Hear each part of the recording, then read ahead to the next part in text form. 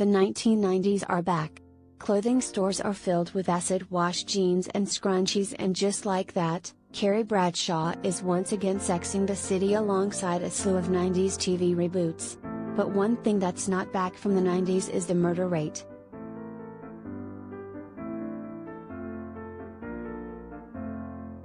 That is, unless you only read the headlines from your conservative uncle's favorite news outlets. If not, you might not know that.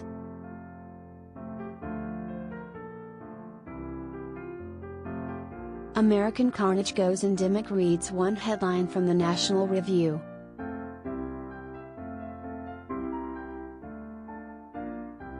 Yes, the crime wave is as bad as you think, says the Wall Street Journal.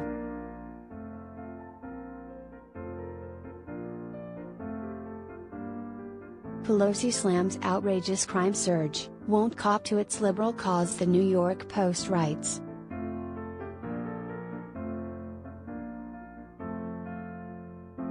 The right is in a 90s throwback, full-fledged moral panic about crime.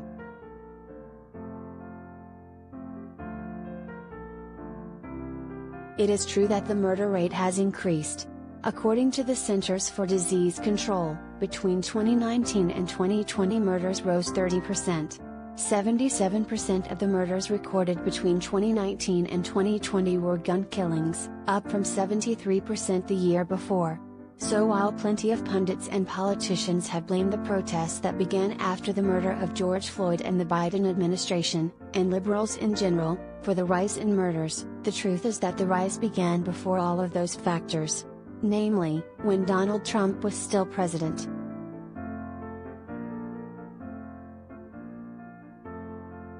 Yet, despite the panicky headlines, crime is still on the decline overall and is nowhere near 1990s levels, when violent crime last peaked in the United States. The real reasons crime rates increase or decline is complicated and due to multiple factors such as the economy, poverty, and police-community relations.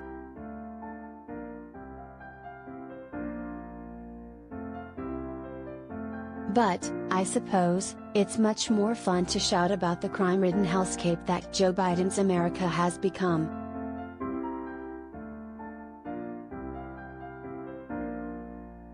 It's not just about the murder rate either.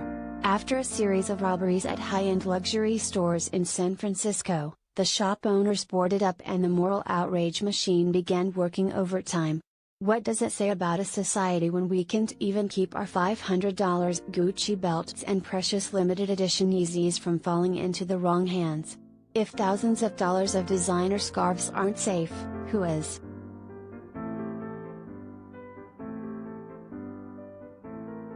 The scourge of shoplifting that had beset one of the nation's largest and most unequal cities was taken seriously, as retailers said organized retail crime had cost their businesses $3.6 million a year.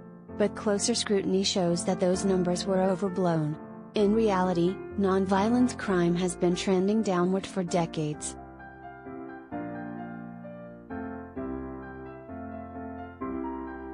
But local reporters, pundits, and politicians looking to advance their own ideology have latched onto a narrative perpetuated by law enforcement who never miss a chance to make their agency appear to be hard at work fighting crime.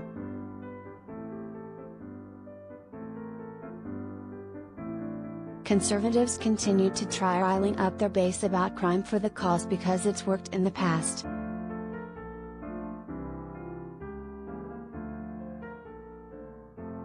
In 1988, presidential candidate George H.W. Bush released what would become known as the Willie Horton ad. The ad was an attack on Michael Dukakis, the Democratic candidate and the governor of Massachusetts. Horton was a man who had been released from prison in the state's weekend pass program that allowed incarcerated individuals to go home for a weekend. While out on this program, Horton sexually assaulted a woman during a home invasion. The television spot was designed to play on white fears about black crime and make Democrats look soft. Bush went on to win the election.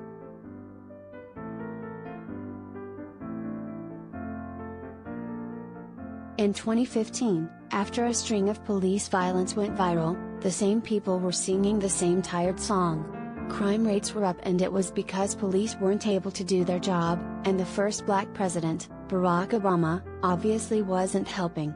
This faux moral panic led to the Ferguson effect. The idea is named after the city where Michael Brown, an 18-year-old black teenager, was shot and killed by Darren Wilson, a white Ferguson, Missouri, cop. The theory was that after the protests in Ferguson, police would stop responding to crime, causing the crime rate to go up. It turns out the Ferguson effect was a myth. But this didn't stop Trump from announcing his presidential candidacy in 2015 by fearmongering about immigrants and crime.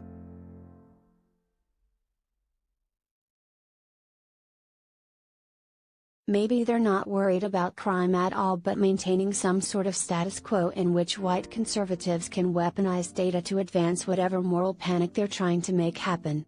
After all, despite the vast majority of murders being gun-related, the levels of gun worship have become almost pathological.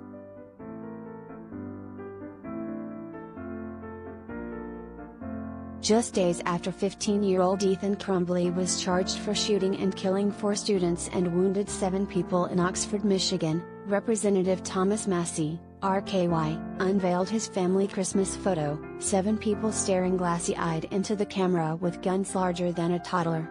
'Tis the season.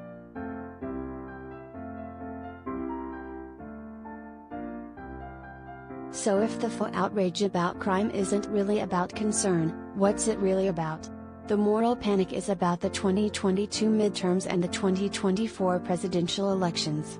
If Republicans and conservatives can convince enough nice white people that they're only minutes away from being the victim of a crime and only the GOP can save them, as history has shown, that's an electoral advantage. But even more broadly, fearmongering about a crime surge is about maintaining a white status quo. The racial justice protests showed that there's a growing appetite for black equality, which means a moral panic is never far behind.